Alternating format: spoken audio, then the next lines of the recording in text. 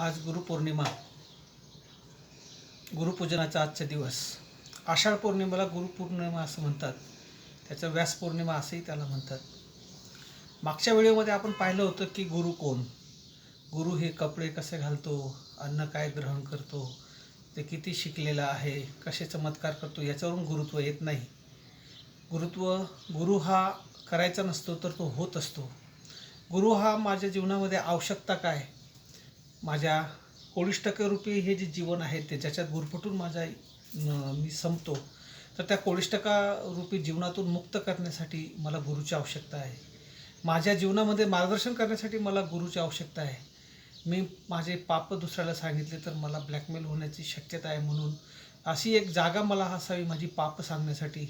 विहितम आपल्या जीवनातली पापं काही मोठी नसतात, पण ती पापं सांगण्यासाठी गुरुची मला आवश्यकता आहे. आणि भगवंत आणि माझा संबंध काय, तो संबंध मला स्पष्ट व्हावा, माझी भूमिका स्पष्ट व्हावी, याच्यासाठी गुरुची आवश्यकता आहे. त्या गुरुपौर्णिमेला व्यास पौर्णिमा असंही म्हणतात.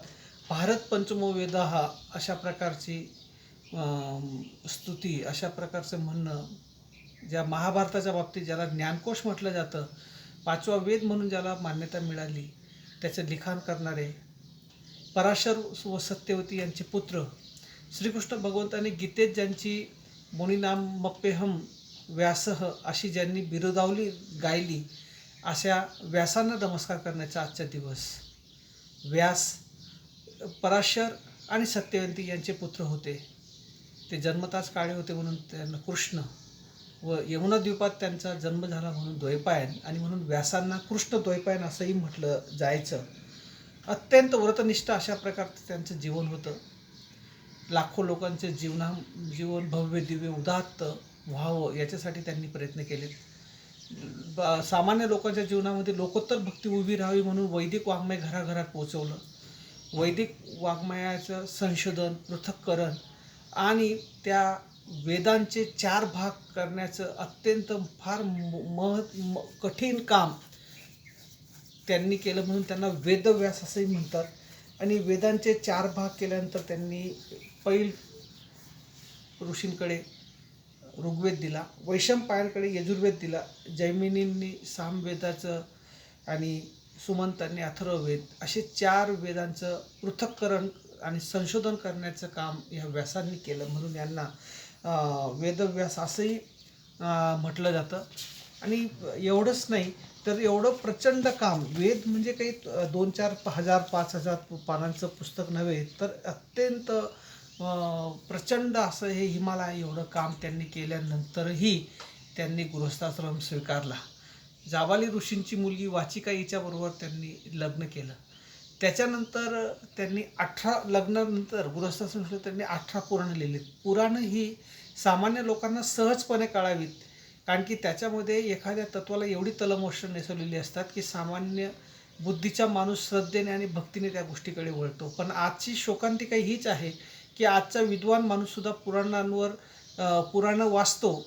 विद्वान, बालक, असामान्य सर्व बुद्धिमत्तेची लोक हे पुराणं वाचतात आणि आपल्या भारतीय संस्कृतीवर टीका करतात. पण पुराणं ही अत्यंत हलकी फुलकी, एखादी साधी गोष्ट सांगायची असेल तर त्या गोष्टीच्या रूपाने आणि चमत्कार याच्या रूपाने ते तत्त्व सांगितलं जातं, परंतु त्याच्या पाठीमागे एकच भाव असतो की सामान्य लोकांच्या जीवनामध्ये भाव आणि श्रद्धा उभी राहावी आणि त्यांच्या जीवनामध्ये नैतिक जीवन त्यांचं बनावं. आणि म्हणून पुराणांना एवढी तलमोष्ट नेसवलेली असतात की ती तलमोष्टांच्या आतील असलेलं गूढ तत्त्व ते आपल्याला दिसत नाही. ही आणि आजच्या भारतीय संस्कृतीची हीच फार मोठी शोकांतिका आहे की बालबुद्धीचे, सामान्य बुद्धीचे, असामान्य बुद्धीचे सर्व लोक पुराणं वाचतात आणि ते पुराणं वाचून त्याच्यावर आपल्या भारतीय संस्कृतीवर टीका टिप्पणी ते करत असतात. आणि म्हणून वेदांचं पृथक्करण केल्यानंतर, घराघरामध्ये वेद घेऊन गेल्यानंतर त्यांच्या असं लक्षात आलं की हे सामान्य लोकांना हे तत्त्वज्ञान पचत नाही आहे, आणि म्हणून त्यांनी 18 पुराणं लिहिलीत. आणि 18 पुराणं लिहून त्यांनी सामान्य लोकांच्या जीवनामध्ये भाव आणि भक्ती निर्माण करण्याचा त्यांनी प्रयत्न केला. पुन्हा ते 18 पुराणं लिहिल्यानंतर त्यांना कंटाळा आला की काय, आणि म्हणून त्यांनी ब्रह्मसूत्र लिहिलीत. आणि 555 सूक्तांमध्ये त्या काळातील सर्व दार्शनिक विचारधारा त्यांनी आपल्या लेखणीतून चितारल्यात. आणि असं 555 सूक्तांमध्ये सर्व दार्शनिक विचारधारांना की ती विचारधारा यदाकदाचित त्यांच्या मताविरोधी असेल, त्यांच्या तत्वाविरोधी असेल, पण अशाही विचारधारांना त्यांनी आपल्या लेखणी, आपल्या वाङ्मयामध्ये स्थान दिलं. आणि म्हणून व्यासोच्छिष्टम जगत सर्वम असं म्हटलं जातं की असा एकही विषय नाही की जो व्यासांनी रंगवला नाही, असा एकही विषय नाही ज्याच्यावर लिखाण व्यासांनी केलं नाही. व्यासांना समजून घ्यायचं असेल तर आज जग ज्याला डोक्यावर घेऊन नाचतंय, तर त्या शेक्सपियरच्या बाबतीत जर आपण थोडा विचार केला तर लक्षात येईल की आपले व्यास केवढे मोठे होते. म्हणजे त्यांच्या मोठेपणासाठी शेक्सपियरचा आपण उपयोग करत नाही, पण आज ज्या शेक्सपियरला, म्हणजे ज्यांनी इंग्रजी वाङ्मयाचा अभ्यास केला आहे त्याने शेक्सपियर अभ्यासला नसेल असं कधी होत नाही. आणि शेक्सपियर ज्यांनी वाचला नाही त्याचा वृथा गतसे तसे नरसे जीवन. त्या शेक्सपियरांचा आदर्श त्यांचा आदर ठेवूनच ह्या गोष्टी आपण सांगतो आहोत की जे व्यास होते त्या आदिम इतिहासकार त्या व्यासांना म्हटलं जातं, कारण की त्यांनी कुठलीही गोष्ट लपून ठेवली नाही. त्यांची स्वतःच्या वैयक्तिक जीवनात सुद्धा मी कामदेवापासून कसा पराभूत झालो ही गोष्ट सुद्धा त्यांनी आपल्या वाङ्मयात लिहून ठेवली होती. घृताची अप्सरा वगैरे ती गोष्ट तो आपल्या सर्वांना माहिती आहे. आणि म्हणून आदिम इतिहासकार व्यासोच्छिष्टम जगत सर्वम. आणि त्याचं कारण की त्यांनी एकही विचारधारा सोडली नाही जे आपल्या विचारांना अनुकूल असेल, विचारांना प्रतिकूल असेल, विचारांच्या विरोधी असेल, तत्वांच्या विरोधी असेल, अशा सर्व विचारधारांना सुद्धा त्यांनी आपल्या वाङ्मयात स्थान दिलं.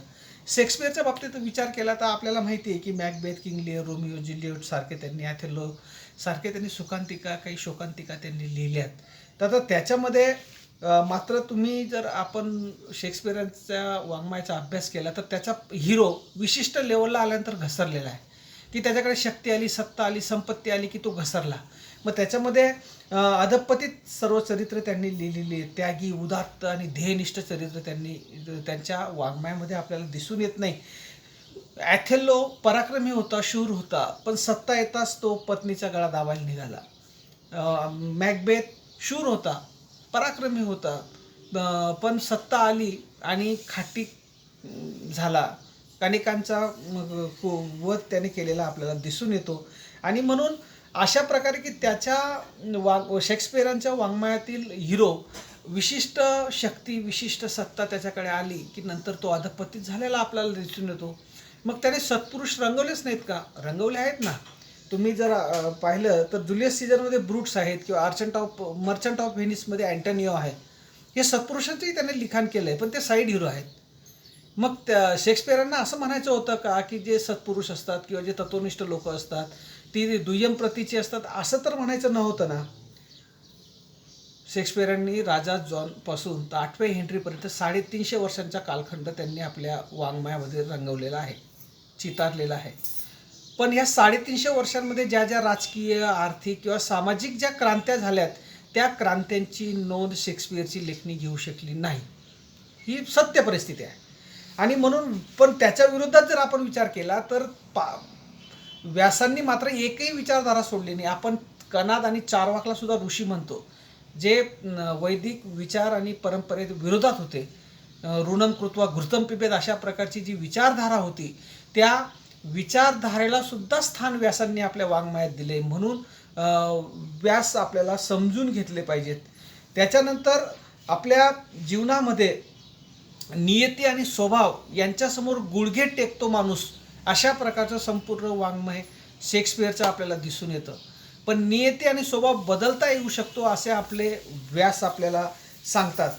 शक्ती आल्यावर पतन नक्कीच आहे, अर्थात त्याचं शेक्सपियरची काही चुकी नाही. कारण की शेक्सपियर अशाच विचारधारेत मोठा झाला आहे की तिथं असं शिकवलं जातं की सुईच्या नोकातून हुंट पास होऊ शकतो, हुंट जाऊ शकतो, परंतु जो सत्तावान, संपत्तीवान किंवा श्रीमंत माणूस आहे त्याला मुक्ती नाही, त्याला मोक्ष नाही, अशा विचारधारेत तो जन्माला. म्हणून त्याच्या वाङ्मयात आपल्याला क्षणोक्षणी असं दिसून येतं की त्याच्यामध्ये शक्ती आली तुमच्याकडे की तुमचं पतन होणार, म्हणून तुम्ही शक्तीची उपासना करू नका. आणि आम्ही मात्र त्याच्या विरोधी आहोत. आम्ही श्रीसूक्तम गाणारे लोक आहोत. आम्ही शक्ती आम्हाला हवी आहे, शक्तीची उपासना आम्ही करतो आहोत. पण शक्ती आल्यानंतर तिला कसं चॅनलाइज करायचं, ती शक्ती कशी वापरायची याची अक्कल देण्याचं काम आम्हाला व्यासांनी केलं आहे. त्याचं संपूर्ण लिखाण आपल्याला व्यासांच्या वाङ्मयांमध्ये आपल्याला दिसून येतं. आणि म्हणून विश्वविजयी वाङ्मयाचे जे प्रणेते आहेत, विजिगीषू जीवनवाद ज्यांनी आपल्या जीवनामध्ये उभा केला. आणि एवढंच नाही तर जीवन म्हणजे एक प्रभावी युद्ध आहे आणि या युद्धामध्ये जर तुम्हाला जगायचं असेल, टिकायचं असेल, तर तुम्ही शक्तीची उपासना केली पाहिजे. कारण की फक्त तत्त्वज्ञान सांगून आणि चांगले विचार सांगून कोणीही जीवन यशस्वी करू शकत नाही. उदाहरण म्हणून सांगतो की एखादी रात्र आहे आणि तुम्ही रात्री आपल्या घरी येत आहेत, रस्त्यात तुम्हाला गुंड देऊ लागलेत आणि तुम्ही ते लुटतायत. तुम्हाला त्यावेळेस म्हटले की अरे बाबा, मला मला मी तुला माहीत नाही, मी एवढा छान माणूस आहे, मी गीता वाचतो, उपनिषदाचा अभ्यास करतो, सर्वांशी चांगलं वागतो, सर्व लोकांना मी विचार द्यायला जातो आणि मला कशाला तुम्ही मारतायत. No no. त्यावेळेस तुमचं ते तत्त्वज्ञान काही उपयोगी पडणार नाही. त्यावेळेस तुमच्याकडे शक्तीच असली पाहिजे की 2 कानफट्यात देऊन तुम्हाला त्यांना पळवता आलं पाहिजे. आणि म्हणून शक्तीची उपासना, विचारांनी फक्त आणि फक्त विचार हे आपल्याला यशस्वी करू शकत नाही. तर विचारांबरोबर शक्तीची उपासना केली पाहिजे. याचं महत्त्व सांगणारे व्यासोच्छिष्टम जगत सर्वम अशा प्रकारच्या एकही विचारधारा ज्यांनी आपल्या लेखणीतून सोडली नाही, आपल्या वाङ्मयात प्रत्येक विचारधारेला स्थान दिलं, असे हे व्यास जे कृष्णद्वीपात जन्माला, कृष्ण रंगाने काळे होते आणि यमुना द्वीपात जन्माला आलेत, म्हणून ज्यांना कृष्णद्वैपायन म्हटलं जातं, असे व्यास, या व्यासांना आजच्या ह्या गुरुपौर्णिमेच्या दिवशी कृतज्ञतापूर्वक अभिवादन करूया. आणि भगवंताला एवढंच सांगूया की आमच्या जीवनामध्ये हे जे आम्ही कोडिष्टकरूपी जीवनामध्ये आम्ही गुरफटत चाललो आहेत, त्याच्यातून आम्हाला मुक्त कर, आम्हाला मार्गदर्शन कर. तुझा आणि माझा संबंध काय हे आम्हाला सद्बुद्धी दे. आम्ही संपूर्ण लोक माणसाशी माणसासारखं वागण्याची आम्हाला बुद्धी दे. एवढी आपली मागणी ह्या दिवशी करूया आणि इथं थांबूया. वंदे मातरम.